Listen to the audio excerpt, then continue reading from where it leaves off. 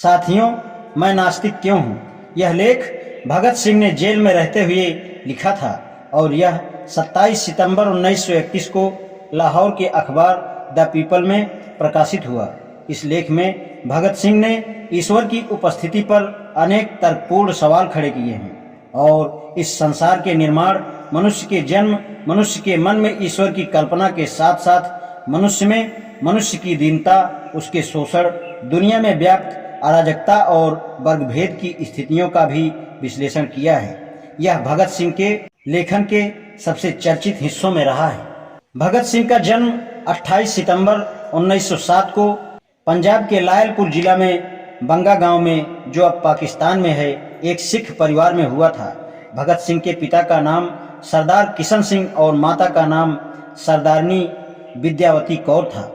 यह एक किसान परिवार से थे। उनके पिता और उनके दो चाचा अजीत सिंह तथा स्वर्ण सिंह भी अंग्रेजों के खिलाफ आज़ादी की लड़ाई का एक हिस्सा थे।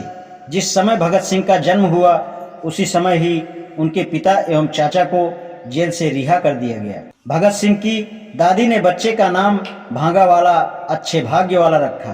बाद में उन्हें भगत सिंह कहा जाने लगा। अमृतसर में 13 अप्रैल 1919 को हुए जलियांवाला बाग हत्याकांड ने भगत सिंह की सोच पर गहरा प्रभाव डाला था।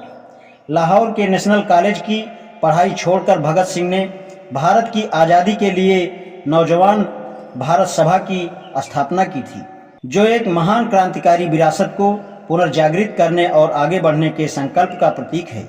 वर्ष 1922 में चौरी चौरा हत्याकांड के बाद गांधी जी ने जब किसानों का साथ नहीं दिया, तब भगत सिंह बहुत निराश हुए। उसके बाद उनका अहिंसा से विश्वास कमजोर हो गया और वह इस निष्कर्ष पर पहुंचे कि सशस्त्र क्रांति ही स्वतंत्रता दिलाने का एकमात्र रास्ता है। उसके बाद वह चंद्रशेखर आजाद के नेतृत्व में गठित हुई गदर दल का हिस्सा बन गए। काकोरी कांड में राम प्रसाद बिस्मिल सहित 4 क्रांतिकारियों को फांसी व 16 अन्य को कारावास की सजाओं से भगत सिंह इतने अधिक उद्विग्न हुए कि चंद्रशेखर आजाद के साथ उनकी पार्टी हिंदुस्तान रिपब्लिकन एसोसिएशन से जुड़ गए और उसे एक नया नाम दिया, Hindustan socialist Republican association.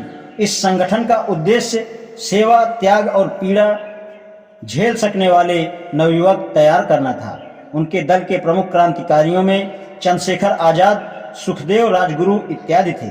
Bhagat Singh यद्यपि रक्तपाल के पक्षधर नहीं थे, परंतु वे वामपंथी विचारधारा को मानते थे तथा कार्ल मार्क्स के सिद्धांतों से उनका ताल्लुक था और उसी विचारधारा को वे आगे बढ़ा रहे थे।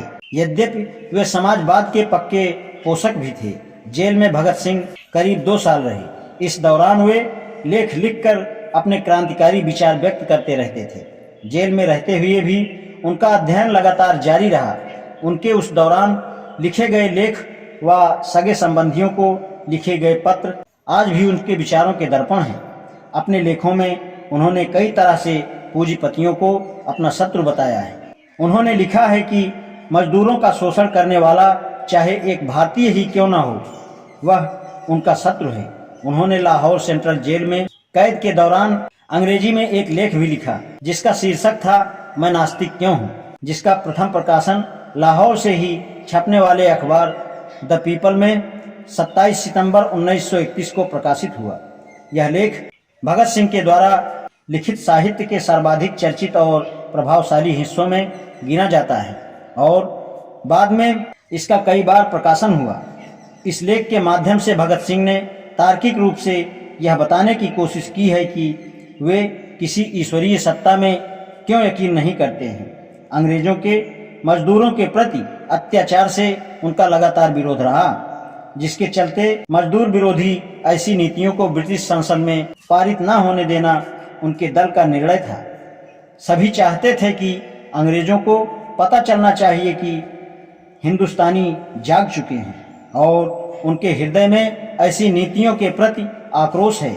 ऐसा करने के लिए उन्होंने दिल्ली की केंद्रीय असेंबली में बम फेंकने की योजना बनाई थी, जिसके बाद उन्हें कई धाराओं में गिरफ्तार कर फांसी दे दी गई और आजाद भारत का क्रांतिकारी नौजवान शहीद हो गया। आज इतना ही, शेष कल। धन्यवाद।